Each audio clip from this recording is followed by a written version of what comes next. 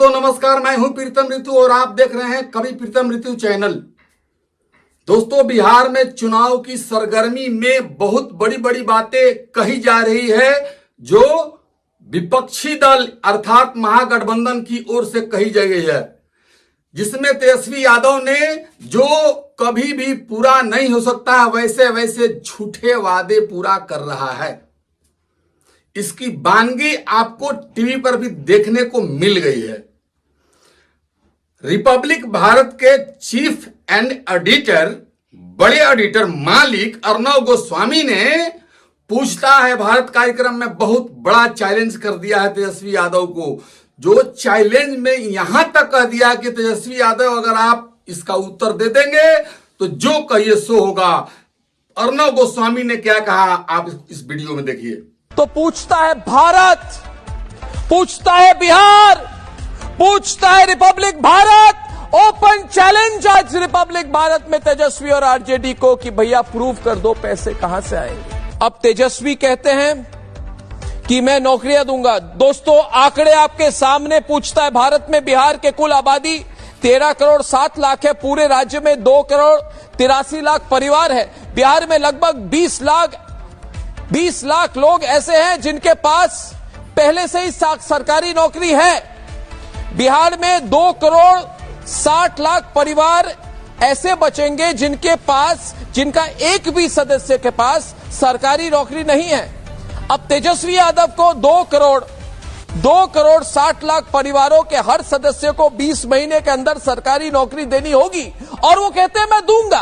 और पूछता है भारत में अर्णव गोस्वामी खुला चैलेंज कर रहा है तेजस्वी को। असंभव है तेजस्वी, असंभव है तेजस्वी। राजनीति के लिए इतनी गलती मत करिए, ऐसी प्रॉमिस मत करिए जो आप किसी दिन भी किसी हालत में आप इसको फुलफिल नहीं कर सकते हैं। दोस्तों, हर महीने तेजस्वी को 13 लाख से ज्यादा सरकारी नौकरियां देनी होंगी अगर वो सीरियस है। अगर सरकारी नौकरियों में औसत मासिक वेतन 25,000 रुपए का भी हो, 25,000 रुपए का भी हो, क्योंकि तेजस्वी ने कहा था कि 10,000 रुपए में क्या होते हैं आजकल, तो हर परिवार के एक सदस्य को नौकरी देने के लिए हर साल 7,88,000 करोड़ रुपए की जरूरत होगी। अभी पूरे बिहार का एक साल का कुल बजट 3,16,000 करोड़ रुपए है। तो पूछता है भारत, पूछता है बिहार। ओपन चैलेंज आज रिपब्लिक भारत में तेजस्वी और आरजेडी को कि भैया प्रूव कर दो पैसे कहां से आएंगे। तो सुना ना दोस्तों, ये अर्णव गोस्वामी नहीं, पूरा इंडिया का चैलेंज है और मेरा प्रीतम ऋतु का भी चैलेंज है कि तेजस्वी यादव अगर उत्तर बता देंगे कि कहां से इतना पैसा आएगा तो मैं उनके घर झाड़ू लगाने के लिए तैयार हूं हमेशा, जीवन भर। वो पढ़ा है इकोनॉमिक्स, उसको इकोनॉमी का ज्ञान है, थोड़ा भी पता है कि पैसा का सृजन कहां से होता है। भारत सरकार के खजाने में या फिर बिहार सरकार के खजाने में पैसा कहां से कटकर कितना कितना कहां से आता है, इसका डिटेल तेजस्वी यादव के पास है। कभी वो पढ़ सकता है, समझ सकता है? किसी भी कीमत पर नहीं। उसके खानदान में कोई नहीं है जो इस चीज को समझ जाए कि बिहार की इकोनॉमी क्या है और उसका क्या होता है। वो दूसरे का भरोसा पर बैठा हुआ आदमी, अनपढ़ गंवार आदमी, लोगों को बरगलाने का हम वादा कर रहे हैं। ये इतना झूठा, इतना फरेबी, बाप से भी गया गुजरा फरेबी आदमी है ये, जिसका नाम है तेजस्वी यादव। इतना बड़ा फरेब और जाल में लोगों को धोखा देने के लिए ऐसी ऐसी बातें कर रहा है जिसकी जरूरत नहीं है। दोस्तों, इस चीज को आपको हमेशा ध्यान रखना है।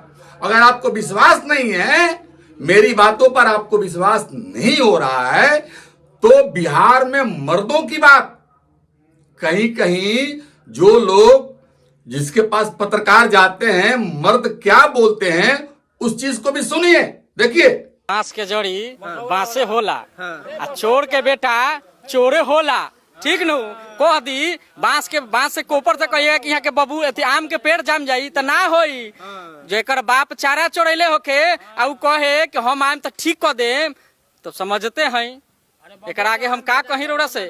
हाँ, रोपिएगा बबूल तो उगेगा आम कहाँ से। हाँ, तो यही से 2025 फिर से नीतीश और वही हाल 2010 में जो चुपचाप कमल छाप, चुपचाप कमल एकदम साइड से चुपचाप कमल छाप। तो सुना ना दोस्तों, बिहार के नौजवान वर्ग के लोग भी ये कह रहे हैं कि चोर का बेटा तो चोर ही होगा।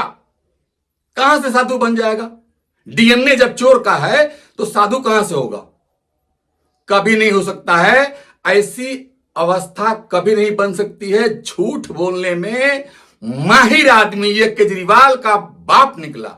झूठ बोलने में, झूठा वादा करने में, ऐसा गिरा हुआ बात कर रहा है। ऐसी जो चीज असंभव है, अब वो तो कुछ दिन में आपको ये भी बोलेगा कि आप घबराइए मत, हम चंद्रमा पर आपको घर बना कर देंगे, मंगल पर आपको जो है कि नहीं महल बना के देंगे, और वहां पर जो है कि नहीं आप नाश्ता पानी करने जाइएगा। इतना झूठा है। इससे लबरा, बिहार में लबरा कहते हैं, कोई नहीं है। नहीं विश्वास है? अभी बिहार के गरीबों का क्या हालचाल है? बिहार के गरीब लोग क्या सोचते हैं? एक ऑटो चलाने वाला, एक छोटा मोटा धंधा करने वाला, पकौड़ी बेचने वाला, चाय बनाने वाला क्या सोचता है, इस पर भी आपको गौर करनी चाहिए। देखिए, मैं आपको एक क्लिप दिखाता हूं जो एक ऑटो वाले की है। देखिए क्या बढ़िया काम हुआ है जिसकी वजह से बीजेपी को चुना जा रहा है। बीजेपी अच्छा ढंग कम केयर कर रहा है, लालू यादव कम अच्छा ढंग नहीं किया था। तेजस्वी यादव कह रहे हैं कि हमको जिताइए, हम नौकरी देंगे, आपको पैसा देंगे। पहले घटना तो उसका बाप पे किया है, तो उसका बेटा क्या करेगा? इधर उसका वोट ना है। कह रहे हमको एक बार मौका दीजिए, देखिए। नहीं, मौका देला से क्या होगा? उसका पापो बोला था, उसका मम्मी भी ठहरा हुआ, उसका मम्मी भी कुछ नहीं किया। बड किया तो रात बेरात का मेरा माँ बहन चलता है तो उसको भी साला को घींच तीर करता था। लेकिन कम से कम तो ये सरकार आया तो हमारा माँ बहन तो बिंदास जा रहा है ना, आ रहा है ना। वो चोर है तो चोरे परिवार में रहेगा।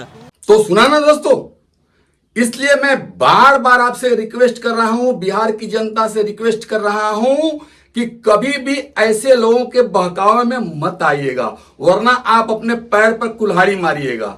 ये निकम्मे लोग, चोर लोग, दिन दहाड़े डकैती करवाने वाले लोग, बम बंदूक चलवाने वाले लोग, ये लोग हैं आरजेडी वाले। ये हुड़दंग करने वाले, हमेशा कहीं ना कहीं लूटपाट डकैती मर्डर करने वाले, हरा गमछी बांध करके बम बंदूक चलाने वाले, ये चोर डकैत की पार्टी को कभी वोट मत करिएगा, वरना जीवन भर पछताना पड़ेगा। 5 बरस आपको रोना पड़ेगा, और इस बीच में अपने घर की प्रतिष्ठा, आप अपनी जिंदगी, बच्चों का भविष्य आपको खोना पड़ेगा। इसलिए हमारी प्रार्थना जो है एक ही है, बिहार को बचाना है तो एनडीए का ही बटन दबाना है, चाहे वो तीर छाप हो या कमल छाप हो। मिलते हैं दोस्तों अगले एपिसोड में, तब तक के लिए नमस्कार।